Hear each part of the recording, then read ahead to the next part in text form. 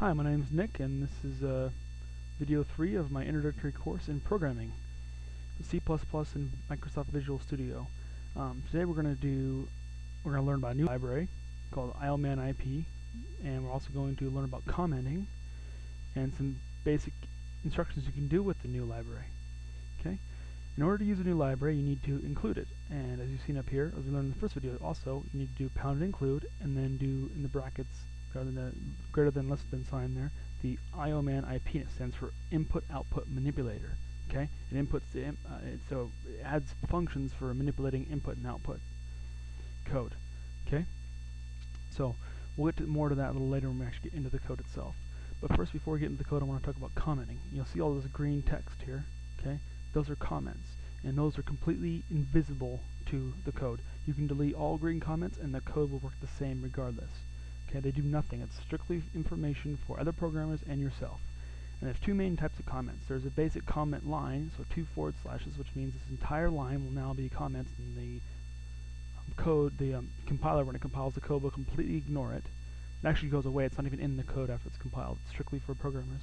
Okay, and there's also comment backs, which you do a forward slash and a star, and everything after that, until you get to another star and a forward slash, is considered a comment. And usually these are used to make comment boxes. As you can see, this box here is all green. And generally speaking, comment boxes are used to describe what a function does. Like, for example, here's your main function, right? And usually it has a name and what its name is, and a description of what it does. Usually you include variables and stuff that you use. This is very basic because I just wanted to give kind of an idea of what a comment box looks like. In later videos I'll show like a really complex comment boxes and give an idea of the best way to set that up, so when someone looks through your code, they can easily identify different functions and what the function does. Okay, and when you get into like code that has millions of lines of code, you need to have comments to explain things. Like someone will look through your code, they may not know, or even you yourself may kind of forget after doing millions of lines of code what something specific does. Like if you look down here, highlight this here. Okay, this tells it to loop to display the string here. Okay, and that is fairly simple, and anyone who writes code can usually just identify that pretty quickly. But if you get into something that's a little more complicated, usually you want to have a comment to explain it. Okay, and commenting is kind of an art form in itself. It can be pretty difficult. There's whole books written on it. It's pretty interesting stuff because there's different ways to comment, so it makes your code easily readable and understandable. And anyway, so generally speaking, every time you write a function, you put a comment box ahead of it. Anytime you have something that's a little obscure, you do a // to explain it right above. Okay, just like so. Okay, now that we're done with comments, let's talk about the code itself here, so we can get into these I/O manipulators and get an idea of what goes on here and how to manipulate your screen so you can display text where you want to instead of just displaying it one after the other. Okay, so there's two ways to manipulate your text. There's what's called escape sequences, and then there's also manipulators. Okay, and escape sequences always have a / and then some sort of a letter or something. Okay, as you can see right here, \n. And we're going to talk about that first because you're already aware of the n line, right? Which brings your text down to the next line. Okay, the \n is the exact same thing, but you use it inside quotes. Okay, for example, this line here, cout, right? In your quotes, it has \n. So after the name Nick, which was displayed here, right? It goes to the next line with the /n here. Right, and then it says this is my name, and then another /n brings it to the next line. Okay, and this could be accomplished in the same way if you just did this. If you got rid of the /n and then you did end line and then those less than signs, you'll see it is the exact same thing. There's no difference. It's just easier when you have quotes just to put the /n, and when you don't have quotes, it's easier to keep the quotes out and use end line. Otherwise, it's the exact same thing. It's up to your preference, and generally you want to keep your code as small as possible, so whatever is the smallest way to do it, that's how you want to do it. Okay? Alright. So, let's talk about a few more of these / escape sequences, what they're called. Okay? Look here, you're starting up here at the H, okay, and it goes new line, so hi, new line, it drops down again, and you have a \t, that's tab, which is over 8 spaces, and you look over here at this window and you see the welcome is 8 spaces over, even though there's not 8 spaces between the \n and the W, right? That's what tab does. And the backslash V does the same thing except for it's vertical. And Microsoft Visual Studio doesn't seem to like that very much, but if you use Emacs or another programming program, backslash V will work. Anyway, if you want to look at Microsoft Visuals, they have a library list that will give you code for things like that. If something doesn't work here, that works somewhere else. Anyway, so there's that, okay, and you can see how this code here, if you read it, you can see how it does what it does up here. The new line and the tab and whatnot all come out of here, right? Then we have our sin.get, which is what we're using as a pause. Actually, what it does is it waits for user input and puts the user input into whatever variable you have inside these parentheses. But since we have no variable there, it just throws it away, and then because it's pausing, waiting for you to input, and then it throws away whatever you input because it doesn't put anything in there because there's no variable to put in there. Okay, so after it does that, after it's done with the pause, it comes to this next line here, which is system clear.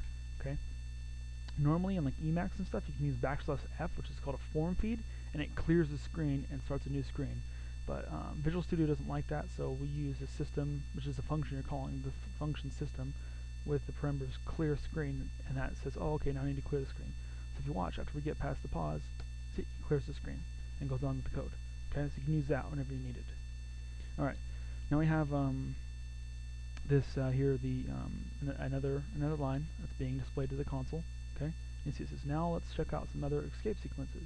You notice the backslash quotes, because the quotes designate text, so you have to have the backslash so it knows to actually display the quotes instead of using them to decide what text to use, right? So that's what you need to have there if you want to display quotes. Look up here, you'll see that you have double quotes and a couple things, question mark, things that and backslash, for example, are normally identifiers to the compiler on different things to do. But if you actually want to display the character itself, you need to have that backslash. Okay, and then the next one, this one's kind of cool, but I don't really ever use it. I've never seen anyone else use it. I'm not sure where you would, but it could be interesting, and it's called the carriage return. Okay, and what you do here is you find where you want a carriage return, and you put it here. You see the \R. You'll notice up here the oops override the yeah, right? Because it spelled out yeah, this is cool. Then it carriage return back, and spell out oops. So be aware it's there. It can be used. I don't ever use it myself, once again, but it's kind of interesting. Okay, now we have another pause. So let's go see. This is where we're going to get into the manipulators, the actual I/O manipulators, and this is just some basic ones. There are a lot more, but these are just some basic ones we can get into and use in your beginning code. Okay, so let's go. So next, okay. The set W, in order to use, you have to have that included library up here that we included, the I/O man IP, the input-output manipulators. Okay. So this is a set W. Basically, you're creating a box that text can be inputted into, and it's 10 spaces wide. See the 10 there? 10 spaces wide. If you count from the O to the space here, you'll see it's 10, right? And it always defaults to the right. You use this when you want to line up text and whatnot, or you want to you have like lists of input from the user. You don't know what the user is going to input, but you want it all lined up evenly. This is what you use to do that. Okay, we'll show some examples a little bit later on what to do when we get into our actual projects. Okay, so you'll see here set 10, so it creates a space. It's 10 large and puts hello into it. You'll notice it did that. See, and then the same thing here. Set W 20. This creates another space from the I up here. You see the H all the way over to the Y. That's 20 spaces long, right? But we wanted to put it to the left instead of the right. So use this identifier left. Okay? It defaults right, but if you want left, you put left. If you want to go back to the right, you put right again. Okay? And then it displays, didn't mean to do that. How are you? And then it displays how are you there, right? And then once again, we create another box for the yeah, 5 wide, which inputs yeah. You'll notice it's there. Okay? Cool. So that's how set W works. Set width is what the W stands for, width. Okay, so the width of the box for the information. Okay, now we're going to talk about money and identifiers and how to set your code up to display certain different money types. Very, very large numbers in C++ will be displayed as in scientific notation. And in order to avoid that, you want to display the actual number itself. Use this code here. cout.setf iOS fixed, okay, and that's fixed numbers. It doesn't do scientific notation. Whatever the number is, it displays that. And the same here, same thing, except for show point, and that shows a decimal point. So whatever the number looks like, it will always show the decimal point. And precision is how many numbers to show after the decimal point. So 2, for example. For money, it's what you'd use for cents. You wouldn't want like half a cent. This doesn't help, right? Okay. Oh, something to be aware of. This always displays 2 if you put 2 here. In order to take it back, you have to put a different number in there. Okay. Or you can remove the precision. Okay.